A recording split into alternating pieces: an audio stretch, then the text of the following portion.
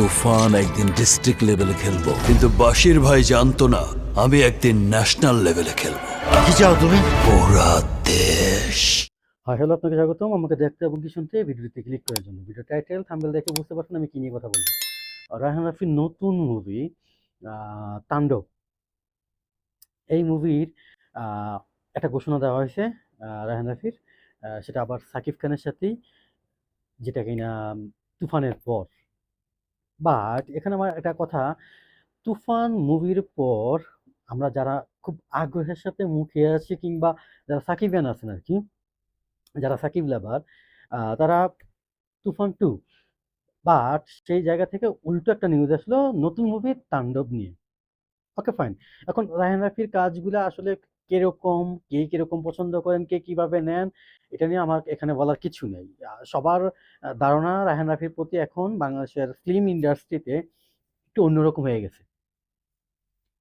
I think এরকম কিছু একটা পরশপাথর হয়তো বা, যদিও এই পরিচালকের আগে পরে বা অনেক দুর্নাম সুনাম অনেক কিছুই আছে।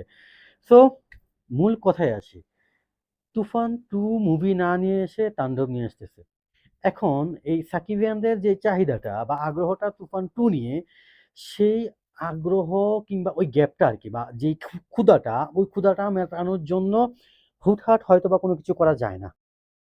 হুটহাট একটা গল্প দাঁড় করানো, হুটহাট একটা গল্প নিয়ে কাজ করা, এই জায়গাটা হয়তো বা সে ক্লিয়ার রায়হান রাফি, আমি যতটুকু মনে করতেছি আমার জায়গা থেকে। যার কারণে একটা ভিন্নধর্মীর গল্প বা আরেকটা, হয়তোবা এটাও অ্যাকশন মুভি যেহেতু তাণ্ডব, সেই জায়গায় উনি তাণ্ডব মুভির ঘোষণা দিছে, তুফান টু মুভির ঘোষণা না দিয়া। বিকজ উনি কিন্তু তুফান ওয়ানে একটা কথা সবসময় বলছে যে এখানে আপনার হয়তোবা 20-30% দেখছেন, আরো 80% তুফান টুতে দেখানো হবে। তো যেহেতু এত বড় একটা গ্যাপ তুফান টুতে থাকবে, মানে গ্যাপটা ফিল আপ করার জন্য তার একটা গল্প থাকবে, কাজ থাকবে, সে জায়গা থেকে এটা একটু সময় নিয়ে, একটু ধৈর্য নিয়ে কাজ করতে হবে, এটাই স্বাভাবিক। এটা নিয়ে অনেকেই অনেক টাইপ কথা বলতেছে, অনেক কন্টেন্ট ক্রিয়েটর ফেসবুকে লেখালেখি করতেছে, তুফান টু এর কোনো খবর নাই, আবার তাণ্ডব নিয়ে আসতেছে কেন, এই সেই, সে আবার অনন্য মামুনের মতো হয়ে গেছে। আহ, এই ব্যাপারটা এরকম কখনোই কোনো কিছু না। এই বিষয়টা আসলে এরকম না। মূলত ওই যে দর্শকদের তুফান ওয়ান নিয়ে যেরকম চাহিদা আর কি, ওই চাহিদাটুকু সেটা পারছে, মানে তার চিন্তা ভাবনা থেকে অনেক দূর এগিয়ে গেছে তুফান ওয়ান নিয়ে। বাট তুফান টুতে যেহেতু 80% দেখানো বাকি আছে, তুফান ওয়ানে জাস্ট 20% দর্শককে উনি দেখাইছে। তো সেই জায়গাটা তো একটু সময় নিয়ে করা উচিত, একটু সময় নিয়ে কাজটা করবে। আপনি যদি আহ, কাজল আরফিন অমিবের নাটক দেখেন তাহলে বুঝতে পারবেন, ফিমেল 4 1 2 শুরু করে ফিমেল 4 পর্যন্ত গেছে। ব্যাচেলর পয়েন্ট, যেটা দিয়ে উনি খুব লাইন আপে আসছে আর কি। ব্যাচেলর পয়েন্ট চ্যানেল 9-এ উনি রিলিজ দিছিল। উনি একটা ইন্টারভিউতে বলছিল যে এটা জাস্ট নামমাত্র একটা চার্জে আমি এই কাজটা করছি, জাস্ট পিঠ বাঁচানোর জন্য, মানে টিকে থাকার জন্য এই কাজটা করছি, খুব কম, একেবারে কম রেটে, চিপ রেটে। বাট এই নাটকটাই তার কেরিয়ারটাকে পুরাই চেঞ্জ করে দিছে। সেটা শুধু তার কেরিয়ার না, সেটা জিয়াউল হক পলাশ বলেন, কাবিলা আর কি, শিমুল বলেন, বাকি আদার্স আরো অনেক অভিনেতাই আছে, তারপর হাবুবাই বলেন, চাষি নজরুল, ওনার নাম কি, চাষি আলম, সরি, এই তাদের লাইফের মোড়টাই ঘুরিয়ে দিছে এই bachelor point 1 2 3 season by season যখন আসে, এখন সিজন 5-এর। তো একটা পরিচালক বলেন, তার আসলে সার্থকতা কোথায়? আমার যতটুকু মনে হয় একজন পরিচালকের সার্থকতা এখানেই, যখন অডিয়েন্স বা দর্শক একটা মুভি দেখার পরে, একটা সিরিজ দেখার পরে, একটা নাটক দেখার পরে একটা পার্ট টু দাবি করে বা দেখতে চায়, এখানেই তার সফলতা, আর কিছু না। তো যেহেতু এখানেই তার সফলতা, একজন পরিচালক বলেন, যেটাই বলেন, মিডিয়া পাড়াতে যারা কাজ করে আর কি, তাদের সফলতা যেহেতু এখানে, তো সেই জায়গা থেকে দ্বিতীয়টাতে, প্রথম চাইতে দ্বিতীয়টাতে আরো এক্সপেকটেশন বেশি থাকে, কাজ বেশি থাকে তাদের, আরো টেনশন বেশি থাকে, চিন্তা ভাবনা সবকিছুই বেশি থাকে। অবশ্যই অবশ্যই যে করে হোক প্রথমটার চাইতে দ্বিতীয়টাতে আরো বেটার কিছু দেখাতে হবে, বেটার কিছু নিয়ে আসতে হবে, বেটার কিছু বুঝাতে হবে, এরকম কিছুই আমি মনে করি। তো ওই জায়গা থেকে ওই অর্থেই রায়হান রাফি তুফান টু মুভির ঘোষণা না দিয়ে তাণ্ডব মুভির ঘোষণা দিছে। ব্যাপারটা খুবই সিম্পল একটা বিষয় এবং কি নরমাল একটা বিষয়, বোঝার একটা বিষয়, সুন্দর মতো বোঝার একটা বিষয়। তো এখানে যারা এই যে নেটে বা ফেসবুকে একটু লেখালেখি করতেছে বা ঘাটাঘাটি করতেছে, তাদেরকে বোঝা উচিত। মুভিটা খারাপ হইলে আপনারাই বকবেন। আপনারা এটা নিয়ে সমালোচনা করবেন, তাই না? যারা কনটেন্ট বানাচ্ছে। যদিও তাদের কথা আমি আসলে কানে নেই না। আমি আমার মতো কইরা এটাকে এক্সপ্লেইন করা দরকার। আমি তাদের কথায় বা এই কয়েকটা সাবক্রিয়েটিভ কনটেন্ট ক্রিয়েটর এর কথা বইলে যে আমি আমার এই ভিডিওটা বানাচ্ছি এরকমটা না। তো আমি আমার জায়গা থেকে আমার যেটা মনে হয়েছে ব্যাপারটা এরকমও না যে রায়হান রাফির কোনো একটা ইন্টারভিউতে আমি এটা শুনছি বা উনি এটা বলছে, ওইটার উপর বেস করে আমি একটা কথা বলে দিলাম। বাট আমার যেটা মনে হয়েছে আমি ওটা বলছি। অবশ্যই এটাতে ভালো কিছু উনি নিয়ে আসবে, উনি ভালো কিছু দেখানোর চেষ্টা করবে। তুফান 1 এর চাইতে বেস্ট অনেক কিছুই থাকবে এটাতে। যেহেতু 80% বাকি আছে দেখানো, তাই না?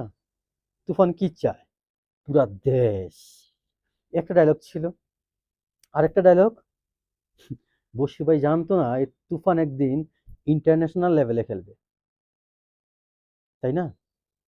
সো ওই ব্যাপারগুলাই তুফান 2 তে লাস্টের পার্টগুলাতে যদি দেখেন সাকিব খান বাঘের সাথে, যাই হোক চমক তো অবশ্যই আছে। অবশ্যই আছে। আমি আবারও বলি, আমি আমার অনেক ভিডিওতে বলি সাকিব খানকে নিয়ে যতগুলা ভিডিও আমি বানাইছি এই পর্যন্ত, আমি প্রত্যেকটা ভিডিওতে বলছি যে তুফানকে ছাড়িয়ে এখন পর্যন্ত কোনো মুভি যায়নি। আমার যেটা মনে হয়।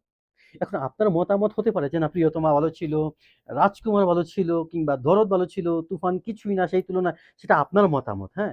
এটা আমার না কিন্তু। বাট আমারটা আমি আমার জায়গা থেকে শেয়ার করলাম আরকি। আপনার মতের সাথে আমার মতটা মিলতে হবে এমন কোনো কিছু না। বা আমার মতের সাথে আপনারটা মিলতে হবে এইটাকে এখানে আসলে জোর জবরদস্তির কিছু না।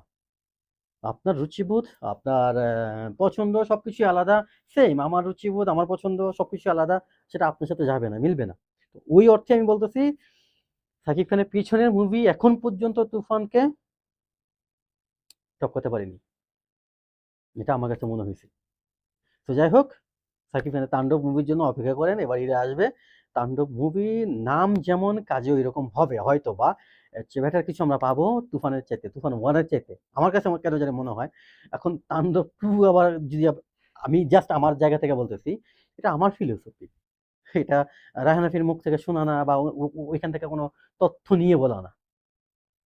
এটাই। সো যারা সাকিবিয়ান আছেন তারা অবশ্যই সাকিব খানের আরো অনেক মুভি চান, খুব ভালো, ভালো মুভি চান। আমি আরো অনেক ভিডিওতে বলছি। এখন থেকে সাকিব খান যেই কোনো মুভিতে যখন কাজ করবে সে বুঝে শুনে চিন্তা ভাবনা করে তারপর কাজ করবে। সে পরিচালক দেখবে, প্রযোজক দেখবে, সে লোকেশন দেখবে, সে গল্প দেখবে। একদম প্রত্যেকটা বিষয় পার্ট বাই পার্ট সে নিজে জানবে, বুঝবে, তারপর সিদ্ধান্ত নিবে সে এই মুভিতে কাজ করবে কিনা, এই পরিচালকের সাথে কাজ করবে কিনা, এই গল্পের সাথে তার যায় কিনা, এই নায়িকার সাথে যায় কিনা। সে প্রত্যেকটা বিষয় পুঙ্খানুপুঙ্খানুভাবে যাচাই করবে, দেখবে, শুনবে, জানবে, বুঝবে, তারপর সাইন করবে। একদম ইজি ব্যাপারটা, সহজ বিষয়, হ্যাঁ? এই সহজ বিষয়টা সবাই জানি, এখন আমরা সবাই বুঝি।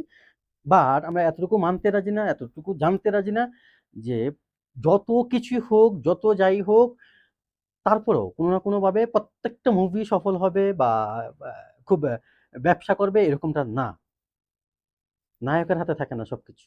একটা মুভির ক্ষেত্রে তার জায়গা থেকে তো তার জায়গাটা সে ক্লিয়ারলি সবকিছু বুঝে শুনে আসবে। এখন যদি এটাতে প্রযোজক কিংবা পরিচালক প্রচারণার ক্ষেত্রে বা মুভি প্রচারণার ক্ষেত্রে আরকি, পোস্টারিং এর ক্ষেত্রে, তারপর যেমন অনন্য মামুনি যেটা করছে আরকি, এরকমটা যদি গোল পাকায় ফেলায়, এটা তো আর একজন হিরোর দোষ থাকে না। এটা তো এই দোষটা তো আমরা তার উপর দিতে পারি না, তাই না? সেই অর্থে কথাগুলা বলা। আমি মিডিয়া সম্পর্কে, সরি বাংলাদেশের মুভি সম্পর্কে অতটুকু জানি না। বাট আমার মনে হইছে এগুলা নিয়ে কথা বলি, কথা বলতে, বলতে চ্যানেলটা দাঁড় করাইলাম। এই চ্যানেলে কথা বলি এসব নিয়া। তো ওই অর্থে কথাগুলা বলা, আস্তে, আস্তে জানতেছি, বুঝতেছি, হয়তোবা আরো সময় লাগবে। আরো বেশি কিছু জানতে হলে, বুঝতে হলে আরেকটু সময় লাগবে। তো ওই সময় অবধি পর্যন্ত আমাকে একটু বুঝুন। আমাকে যেটা না বুঝি, যেটা আমার ভুল হয় বলায়, আমাকে গালাগালি না করে কমেন্ট বক্সে বুঝিয়ে বলুন। এটাই মনে হয় ভালো হয়। বংশের পরিচয় খুব সুন্দরভাবে দেই আমি। আমি আমার জায়গা থেকে আমারটা দেই, আপনি আপনার জায়গা থেকে আপনারটা দিবেন। এটাই স্বাভাবিক। বাট যদি আপনার কোনো একটা কথায়, আপনার কোনো একটা ব্যবহারে আমি কষ্ট পাই বা অন্য কেউ কষ্ট পায়, কষ্ট পেয়ে আপনাকে গালি দেয়, আপনার বাবা মাকে নিয়ে গালি দেয়, এটাতে আপনার সফলতা কি আসলে? আপনার লাভটা কি? আমি বুঝি না। আমি বুঝি না। সো যাই হোক, ভিডিওটা অনেক বেশি বড় হয়ে গেছে, বেশি বড় করব না। এই ভিডিওটা ভালো লাগলে অবশ্যই লাইক করবেন, শেয়ার করবেন। ভিডিও সম্পর্কিত যেই কোনো মতামত আপনি কমেন্ট বক্সে অবশ্যই জানাবেন। আর আপনি যদি আমার চ্যানেলে নতুন হয়ে থাকেন, বিশেষ করে যদি সাকিবিয়ান হয়ে থাকেন, অবশ্যই চ্যানেলটা সাবস্ক্রাইব করবেন। আজকে এ পর্যন্তই। টাটা।